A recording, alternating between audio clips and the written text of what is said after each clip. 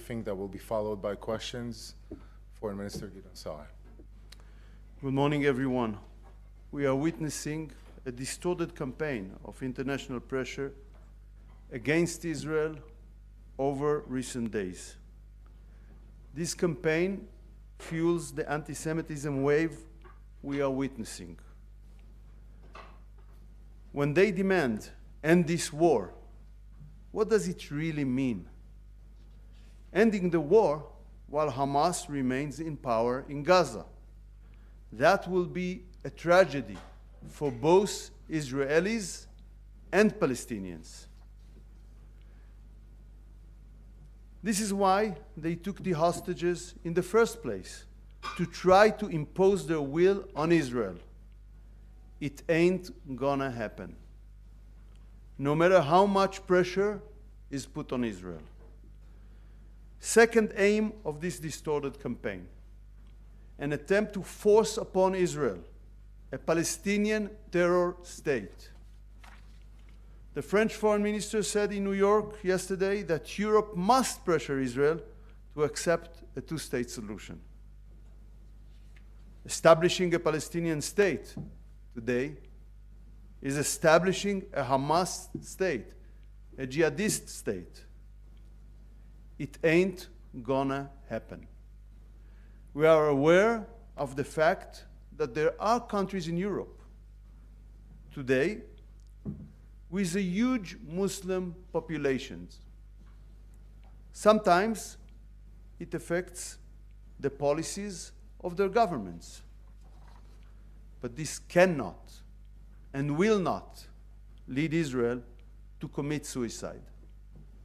We won't allow a jihadist terror state in the heart of our ancient homeland. It ain't gonna happen.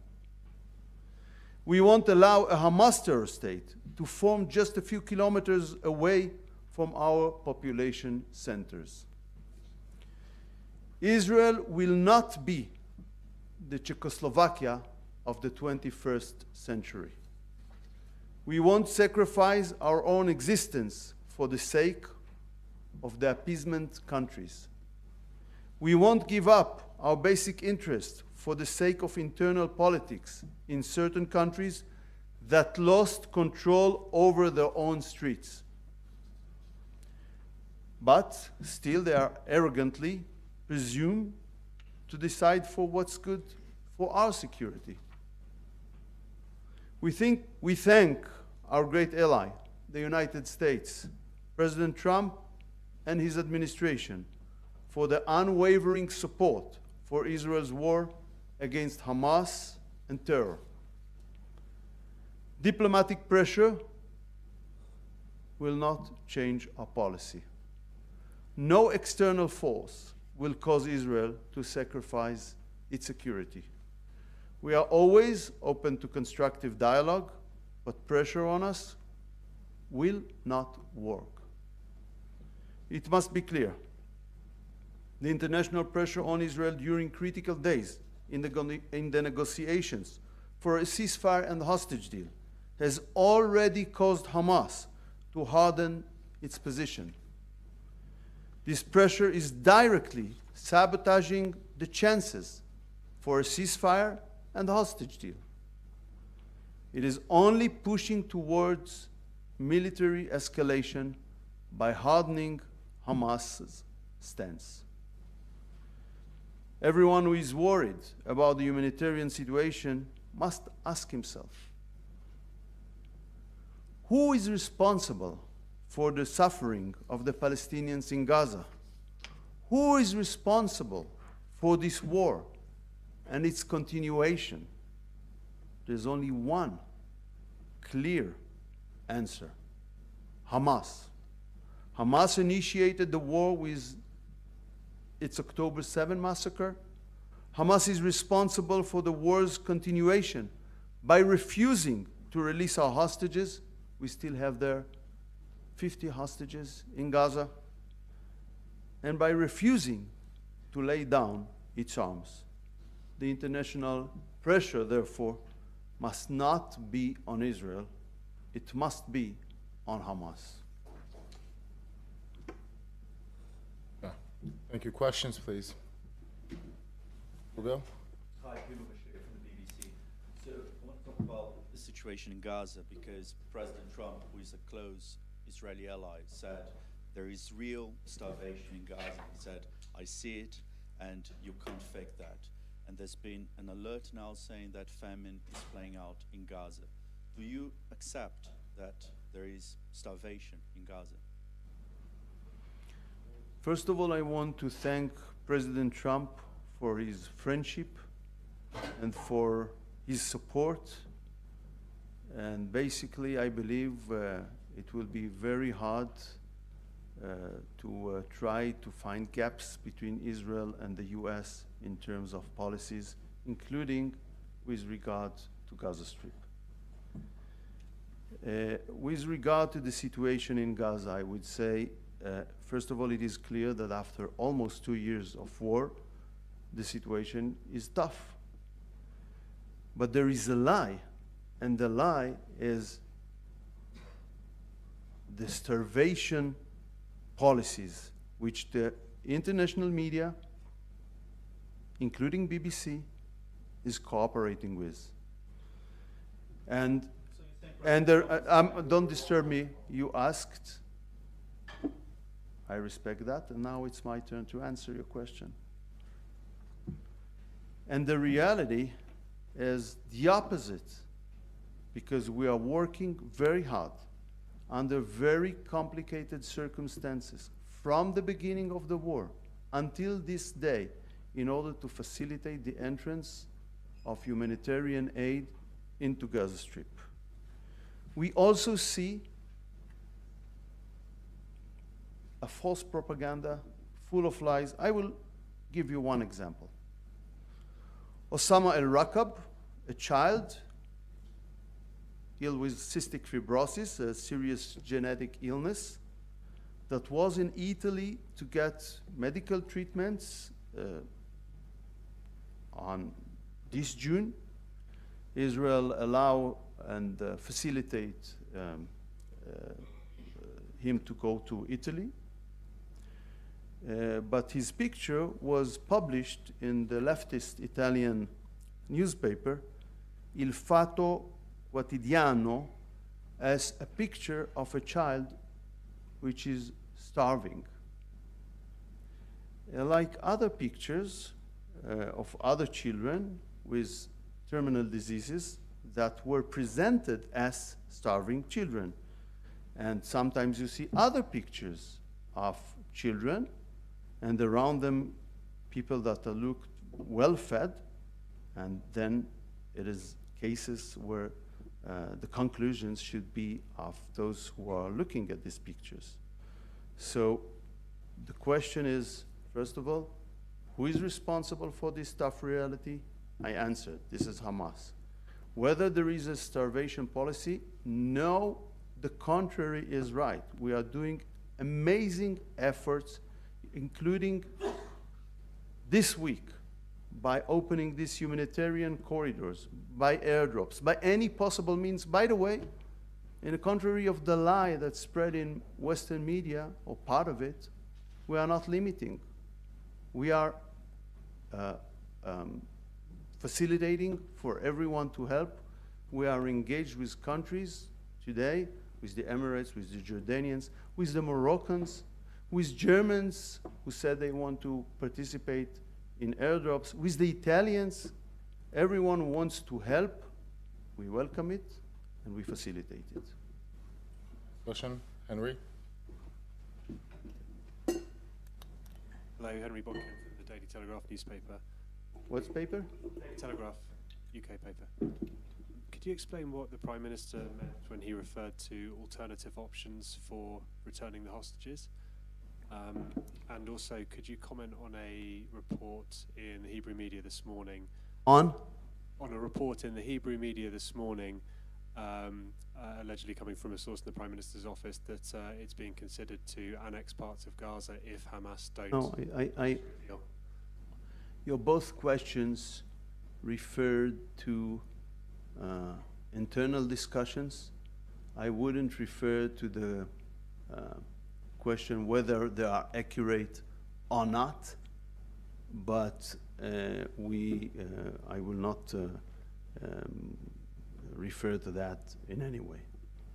Okay, next question, thank you. You, please. Thank you. Matthew Doran from ABC News Australia. Over the weekend, the Australian Prime Minister Anthony Albanese accused Israel of directly breaching international law by withholding aid from the civilian population in Gaza or preventing it from going in. Can I get a response from you to the Prime Minister's direct accusation there? And he said that the situation with suffering in Gaza was completely indefensible. Is this sort of rhetoric evidence, not only from Prime Minister Albanese, but Prime Minister Starmer in the last day or so, that Israel is losing the support of many foreign countries? Thank you. Can you repeat the beginning of the quote? Sure. So the Prime Minister Albanese said that Israel was, quote, quite clearly breaching international law by withholding aid from civilians in Gaza. So, this is a lie, because we are not holding aid. Of course, we are acting in accordance to international law, but the basic question here, we are holding aid or not? You can come to the Kerem Shalom crossing or to Zikim crossing, and you will see reality. And reality is that we facilitate the entrance. I will just give you the last report I've got this morning. From yesterday, there were more than 200 trucks that entered only yesterday, and we brought more inside Gaza, waiting to be distributed. We have almost 600 trucks in both crossings, Kerem Shalom and Zikim. And if we are speaking about the last 2 months, more than 5,000 trucks entered to Gaza Strip. And anyone who wants to do that can do that. And now it's not only we heard the excuse of problems in the safety of the road. This is why we opened these humanitarian corridors. And this is the third day already. It happened on Sunday, Monday, Tuesday, that from 10 a.m. to 8 p.m. in these roads, trucks are going safely to be distributed, because we don't want anyone to use any excuse why you cannot do that from the international organizations. And on top of it, we initiated, and we started with that on Saturday with our Air Force, the airdrops, and then the Jordanians and the Emirates joined, and other countries want to join. So there is no route we are not using. So it's not only that it's not true, it's not true, of course, but the opposite is the truth. Thank you. Yes, please. Thank you for your time. Tzvi Smith from the Wall Street Journal. Do you think military pressure has worked so far? And what can Israel do next to free hostages and force Hamas to surrender? Well, you know, what we learned during this tough war, you shouldn't judge like, you know, in a football game, you know, in the break, what will be the final result.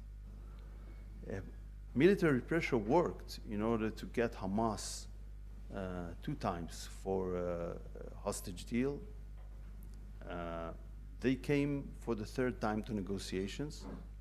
What I'm saying here is that international pressures, decisions against Israel, statements against Israel, worked the other way around, gave counter pressure, put Hamas in a position of hardening its positions in a very critical moments. So if those countries want a ceasefire, and I explained that to them when I'm speaking with European foreign ministers, more than one of them admits it was foolish, it was not constructive to the objective of achieving a ceasefire, and a hostage deal. It works the other way around, and they speak with me about internal politics, why they did this or that. But military pressure is effective, but it's not the only game in town. There are other pressures. We are very decisive to achieve our objectives in this war. Okay. Last question. We were always ready, and we are ready today to achieve them also in a diplomatic path. But if it is not possible, there is other paths which we will have to use. Yes, please. Hello, Eleanor Beardsley with National Public Radio. From? National Public Radio in the U.S. Your words are sort of in stark contrast to the apocalyptic scenes we're seeing coming out of Gaza. And I would like to ask, when we see a powerful military talking about Hamas, what is Hamas? I imagine there will be an endless source of young men ready to take up guns to shoot an Israeli soldier. Are you going to keep going until every one of those boys or whatever is killed? What is the plan? When? No, when the United States and its allies during the Second World War achieved the victory, it was not after they killed every German soldier. Exactly. So it is after Germany or Japan surrendered. So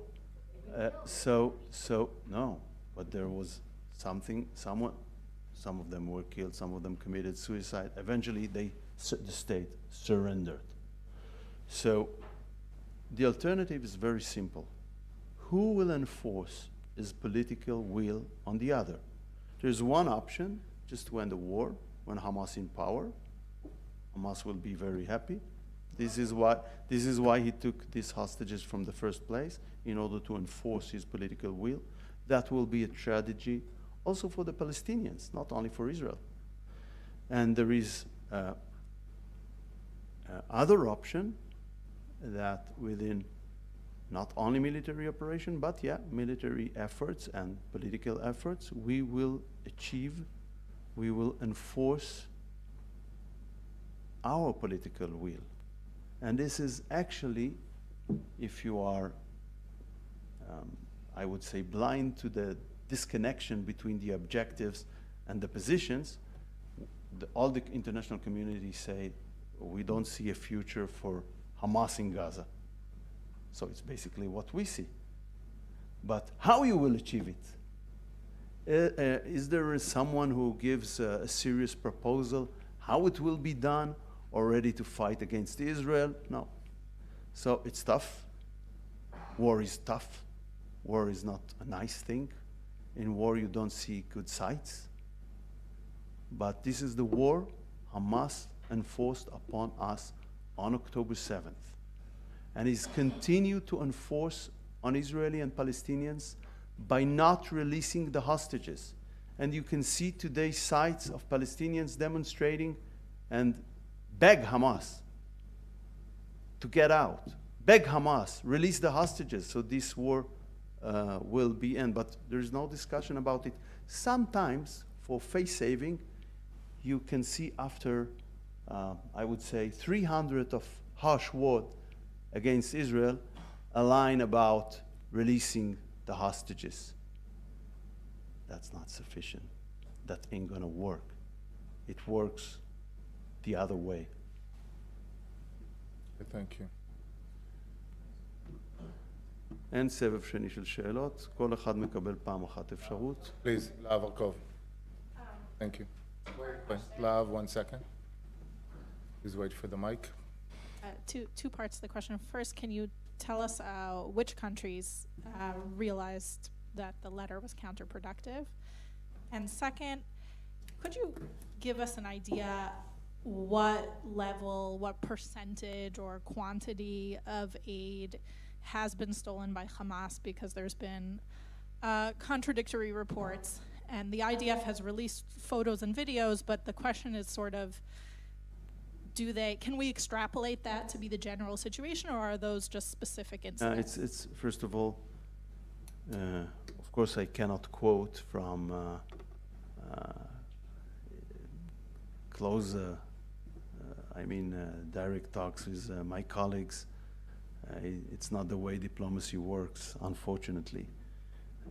But I heard that during the last days from more than one European foreign minister. Secondly, they steal the aid, as President Trump said yesterday, but it's not the only method. They also sometimes, like making money over the tracks, use it as a financial resource. It became the main financial resource for Hamas during that war. And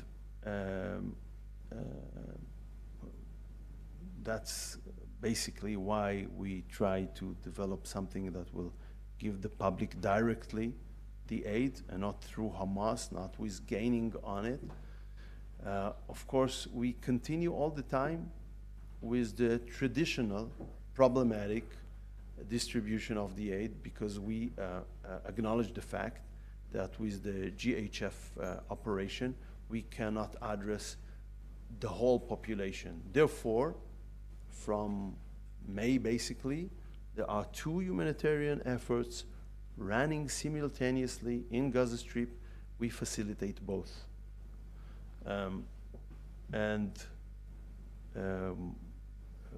We don't always have the full cooperation, but during the last days, after I made it clear, among other things in an interview I gave for Politico,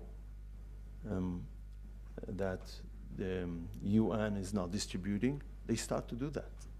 They start to do that before last Sunday, when we began with the Humanitarian Corridors Initiative. They start to do it during the weekend, and the tracks that waited there in the crossings, there were about more than 900. Today there are about 600 that's stopping there. So what I want to emphasize, if you look into the facts, and you can go there and see reality on your own eyes, and Kogut and the IDF had facilitated that. Maybe some of you were there during the previous week. We are facilitating the entrance of big numbers. Yesterday, I believe it was 280 or so, and the distribution was much higher because of the humanitarian corridors. So we really make any possible efforts in order to address the needs, and we take risks while doing so. We are fully aware to that, but this is our decision. As you know, there were also some disputes on it, but that's what the Prime Minister decided, and we are implementing that. Right. Ladies and gentlemen, thank you very much. There will not be any more further questions. Thank you.